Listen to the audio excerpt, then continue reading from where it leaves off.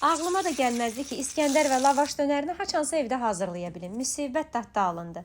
Yağsız dana qiyməsinə ədviyyatlar, qatıq, soğan suyu, zeytun yağı əlavə eləyib homogen hala kimi blenderləyirəm.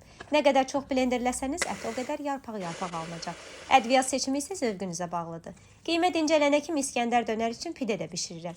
Dəqiq resepti videonun mətnində qeyd eləmişəm. Bərabər qramlara böldüyüm əti 2 yağlı kağızın arasında oxlovla yayıram. Mən çox nazik elədim, amma siz normal qalınlıqda eləyin.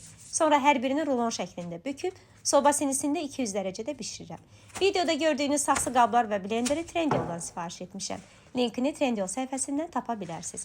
Lavaşı hər tərəfi sousa batırıb arasına ət, pomidor, qırmızı soğan, kahı, sos gəzdirib sıx bükürəm. Biraz da qrillə quruduram. Bu hazır. Keçirəm İskəndərə. Çörəyin üzərinə qatıq, ət, İskəndər sosu və ən sonda dağ etdiyim kərə yağını gəzdirib yekunlaşdırıram. Bol kərə yağı və sosu bu yeməyin sirridir məncə. İnanmazsınız ki, videonu çəkməyə başlayanda tərəddüd edirdim. Amma mən illərdə belə əti bol dadlı dönər axtarırdım. Neçə yerdən sifariş etsəm də. Sizcə özümüz evdə hazırlayanda dadlı olur, yoxsa sifariş eləyəndə?